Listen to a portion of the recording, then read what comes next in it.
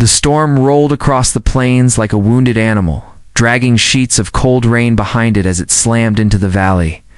Wind whipped between the hills and swept down toward Howell Ranch, rattling every loose board, sending tumbleweeds skittering like frightened creatures. The ranch house stood dark, its windows shuttered.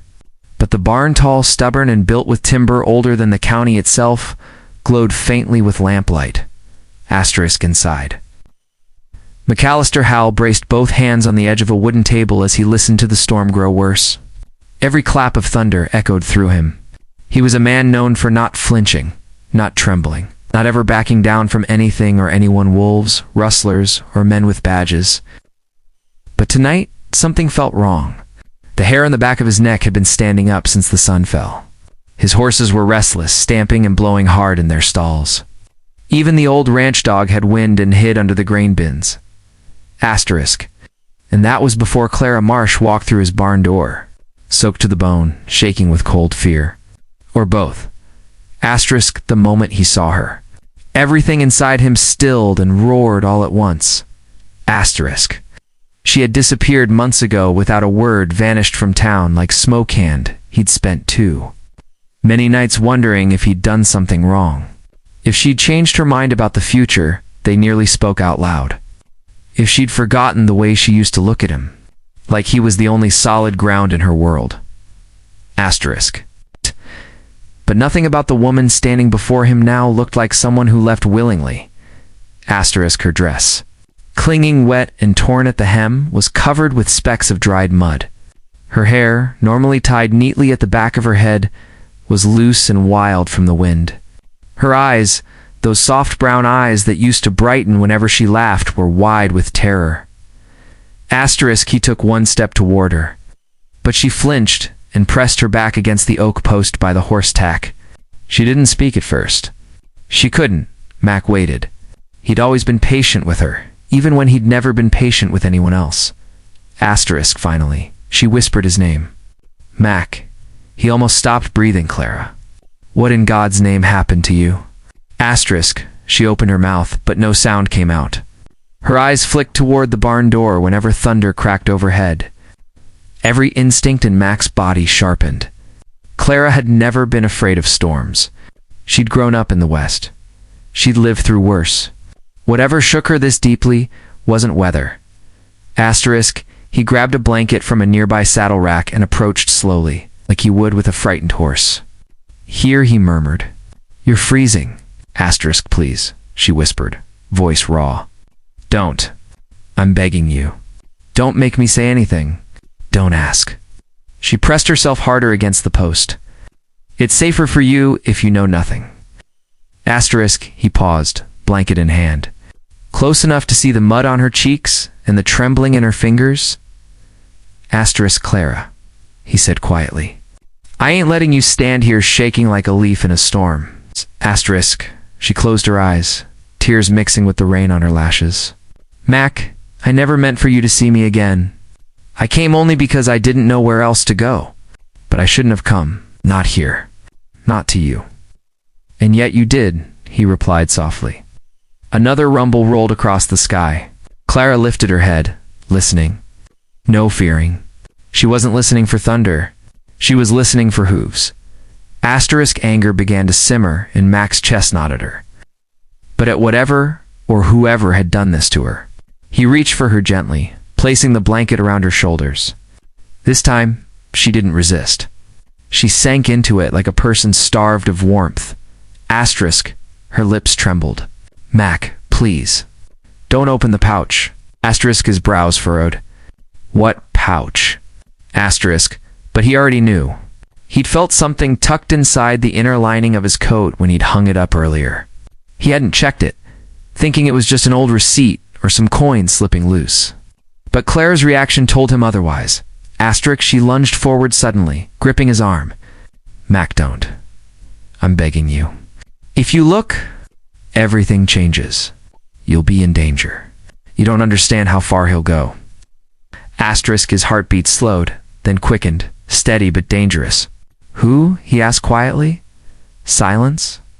Clara's breathing hitched. Her fingers tightened on his sleeve.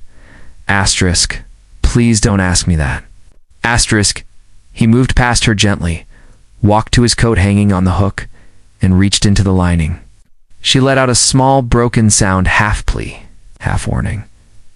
Asterisk Mac closed his hand around the leather pouch she'd hidden and turned back toward her. She shook her head, backing up, voice barely audible. Asterisk Mac, don't open it, please. I can't let you get dragged into this. He opened it. The barn fell into silence, broken only by the rain hammering the roof. Asterisk, wrapped inside a strip of cloth, was a polished silver badge. The star shape glinted harshly in the lantern light, and for a moment neither of them moved. Mac's breath left him. Clara, he whispered, this is Sheriff Drenner's badge. Asterisk, her eyes filled with tears.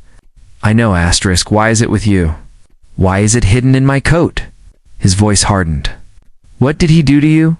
Asterisk, she turned away, hugging the blanket tighter around herself. I saw something I wasn't supposed to, she said finally, voice shaking. Something he did. Something he's done before? He found out I knew. I ran that same night. I never meant to take his badge. It fell during the struggle. I grabbed it without thinking. When I realized what it was, I knew. I knew he'd never stop chasing me. Asterisk Mac felt something cold settled deep in his bones. Sheriff Callum Drenner was no ordinary lawman. He was a man with friends in every dark corner of the county. A man who smiled too easily and punished too brutally. A man rumored to have buried more bodies than he'd arrested. Asterisk A. Man Mac Howell despised. Asterisk, he closed the pouch slowly as a tremor ran through his hands. Not fear, fury, protective, primal fury. Asterisk, he'd seen Clara frightened before. Of rattlesnakes, of wild bulls, even the occasional outlaw riding through town, but he had never seen her like this. Whatever she had witnessed had almost broken her. Asterisk, he crossed the barn to her, hands still shaking. Clara, you should have come to me months ago. Asterisk, I couldn't, she whispered. If he knew I'd spoken to you, he'd have killed you first. Her voice cracked. I can't lose you, Mac. He swallowed hard. The storm outside, nothing compared to the one building inside him. Suddenly, both of them froze. Asterisk, the ground trembled. Asterisk Mac looked toward the barn doors. Clara's eyes widened with horror. Hoofbeats. Not one horse, not two. Dozens. Asterisk torches flickered in the dark outside, glowing between the cracks in the barn boards. The rain softened just enough that the sound of men shouting orders carried through the storm. Asterisk, Clara grabbed his arm. Mac, please, don't fight him. Don't confront him. He's got at least 20 men with him tonight. They'll burn your ranch to the ground just to get to me. Asterisk. He moved in front of her instinctively, one hand reaching for his rifle. Asterisk, my land's been standing longer than any sheriff's threats, said, voice low, steady. And nobody hurts you while I'm breathing. The first fist pounded against the barn door. Clara. A voice roared from outside, smooth, vicious, too familiar. Come out now, or I'll drag you out myself. Clara flinched so hard she nearly collapsed, and Mac caught her by the shoulders. Stay behind me, he murmured. No matter what happens, don't step into their light. Asterisk, the pounding grew louder, more urgent. The hinges rattled violently. Asterisk Mac positioned himself in front of her. Rifle raised, stance unshaking, even as the timbers shuddered. Asterisk Mac, she whispered, voice barely a breath. Don't kill him. If you kill a sheriff, even a corrupt one, the whole territory will come after you. His jaw tightened. I'm not aiming to kill, he said, but I'm sure as hell not letting him take you. Another strike hit the door, this one with enough force to splinter wood. Clara pressed herself against the wall behind him. Hands over her mouth, eyes squeezed shut. Asterisk Mac steadied his breathing. A heavy calm washed over him, the kind that always came right before a gunfight. Asterisk, he whispered without turning back. Clara, I'm here. Nothing happens to you tonight. Then the door exploded inward. Wind and rain and torchlight all rushed in at once. Figures filled the doorway, dark shapes with guns raised. Faces masked by shadow and flame. Sheriff Drenner stepped forward, soaked coat hanging from his shoulders, eyes gleaming with poisonous triumph. But the moment he opened his mouth, Mac, Howlstrong, silent, furious, finally moved.